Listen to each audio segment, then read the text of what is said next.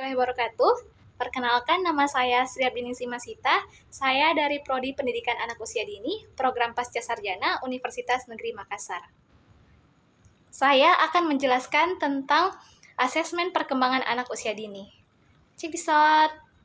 Adapun beberapa pembahasan yang akan saya bahas, yaitu yang pertama pengertian asesmen, yang kedua yaitu tujuan asesmen, yang ketiga yaitu metode dan bentuk asesmen, yang keempat yaitu persyaratan metode asesmen, yang kelima prinsip asesmen, dan yang keenam yaitu peran guru pada asesmen. Nah, yang pertama yaitu pengertian asesmen. Pengertian asesmen di sini saya mengambil dua, yaitu pertama menurut Wharton dan Sanders, yaitu asesmen merupakan kegiatan mencari sesuatu yang berharga tentang sesuatu dan mengumpulkan informasi yang bermanfaat dalam menilai keberadaan suatu program, produksi, prosedur, serta strategi yang diajukan untuk mencapai tujuan yang ditentukan. Nah, yang kedua, itu menurut Nana Sujana. Asesmen adalah proses memberikan atau menentukan nilai kepada objek berdasarkan suatu kriteria tertentu.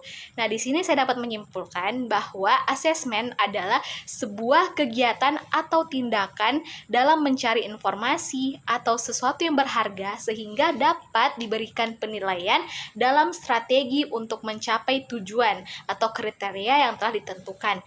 Nah, di sini guru dapat merancang program pada anak usia dini, yaitu program pembelajaran. Nah, selanjutnya yaitu tujuan asesmen. Di sini ada 6 poin. Yang pertama yaitu menyaring atau menyeleksi. Nah, di sini maksudnya tujuannya yaitu memilih dan menentukan peserta didik yang sesuai dengan jenis pendidikan yang akan diberikan atau program yang cocok untuk kebutuhan anak dan menyesuaikan dengan potensi yang dimiliki anak.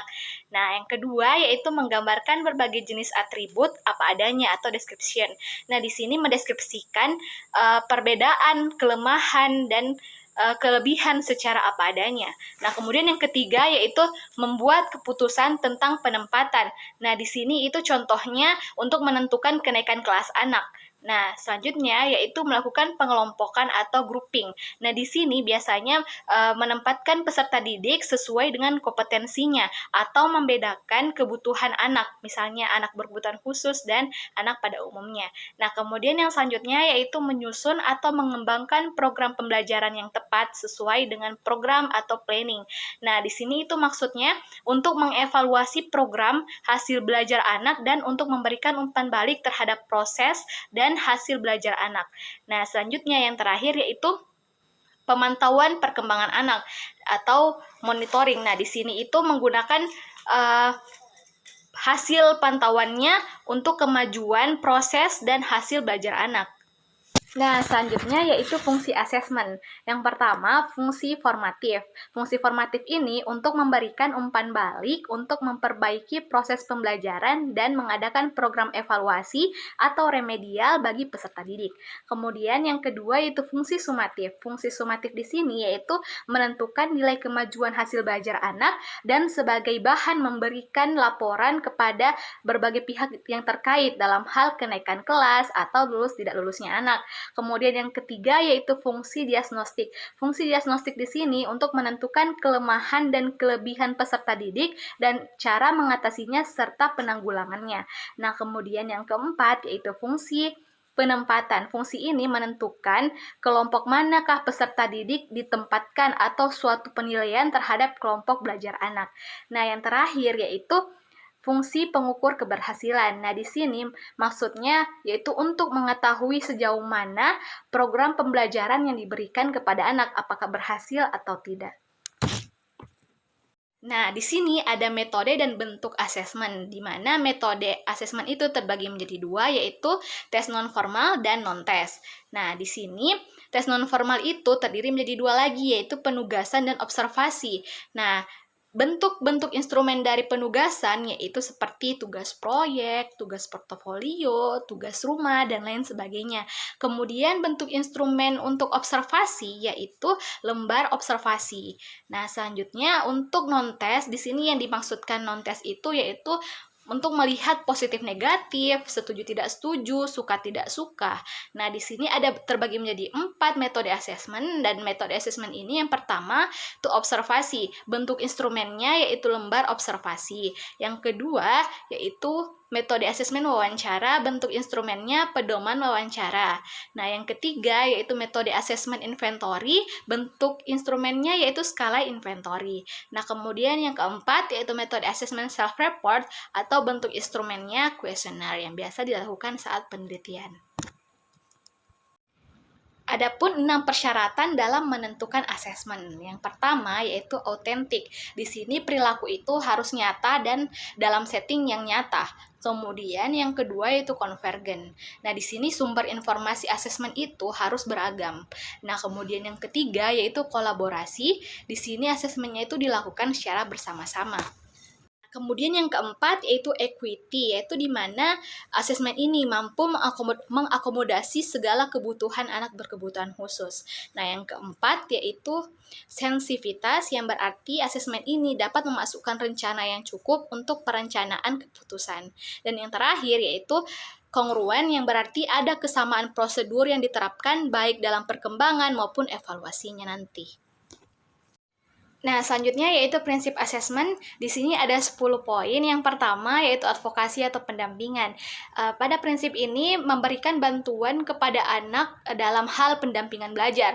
Nah, jadi peserta didik itu tidak dibedakan secara individu dan kelompoknya. Kemudian pelayanan bagi anak berkebutuhan khusus itu dilihat dengan memberikan remedi atau pengayaan serta kebutuhan khusus lainnya. Kemudian yang kedua yaitu kesesuaian pemrograman, yang dimana di sini memberikan bantuan program pembelajaran dengan melihat kebutuhan dan kelebihan peserta didik sehingga disesuaikan. Kemudian yang ketiga yaitu ketergantungan pada metode dan alat. Di sini guru sangat bergantung pada alat dan metode, yang dimana alat dan metode itu harus sesuai dengan sasaran asesmen. Kemudian yang keempat equity atau keseimbangan, yang dimana asesmen di sini harus dilakukan secara adil atau seimbang atau selaras atau serasi gitu. Terus kemudian selanjutnya yaitu menyeluruh dan komprehensif. Di sini maksudnya asesmen itu ditujukan pada aspek-aspek perkembangan anak. Adapun gambarannya itu harus secara komprehensif sehingga memudahkan dan dalam mengidentifikasi dan mengalokasi aspek perkembangan anak. Yaitu keahlian administratif. Di sini proses dan hasil asesmen itu harus dilakukan secara administratif yang profesional, di mana asesmen yang baik itu memudahkan guru untuk mendapatkan atau mencari serta menyimpulkan perkembangan anak secara baik. Nah, kemudian selanjutnya itu pragmatisme, yang dimana asesmen ini harus berguna untuk banyak pihak seperti anak, orang tua, dan sekolah. Adapun kegiatan asesmen di sini harus benar-benar dirasakan manfaatnya oleh anak, orang tua, maupun sekolah sesuai dengan tumbuh kembang anaknya juga. Kemudian yang selanjutnya itu objektif atau apa adanya. Nah, dalam penggunaan asesmen alat ukur di sini harus secara objektif dan harus terpercaya sehingga menggambarkan betul-betul kemampuan pada diri yang diukur pada diri anak. Nah, kemudian yang kesembilan yaitu continue atau secara terus-menerus atau berkesinambungan. Di sini maksudnya penilaian dilakukan secara berencana, bertahap, dan secara terus-menerus sehingga hasil yang didapatkan juga itu tidak berubah-ubah. Nah, kemudian yang terakhir yaitu otentik. Nah, di sini itu penilaian itu bersifat alamiah karena dilihat dari beberapa ranah sikap perkembangan, yaitu pertama pengetahuan, kedua keterampilan, dan ketiga adalah sikap. Selanjutnya yaitu peran guru dalam asesmen. Yang pertama yaitu guru dapat mengkomunikasikan hasil asesmen dengan orang tua serta melibatkan orang tua dalam bertukar pendapat atau informasi terhadap perkembangan anak. Kedua yaitu guru dapat mengintegrasikan tujuan pembelajaran dan asesmen dalam perencanaan serta pelaksanaan program. Yang kemudian, guru dapat memilah atau merancang proses asesmen dengan berdasarkan pengetahuan dan kebutuhan anak. Keempat, yaitu guru dapat menganalisa hasil asesmen anak untuk menemukan program yang benar untuk diberikan kepada anak. Yaitu guru dapat mengaplikasikan hasil yang didapatkan pada asesmen untuk merancang Nah, mungkin hanya itu yang dapat saya sampaikan. Semoga bermanfaat dan berguna, dan lebih dan kurangnya mohon dimaafkan. Wabillahi taufiq wal hidayah. Wassalamualaikum warahmatullahi wabarakatuh.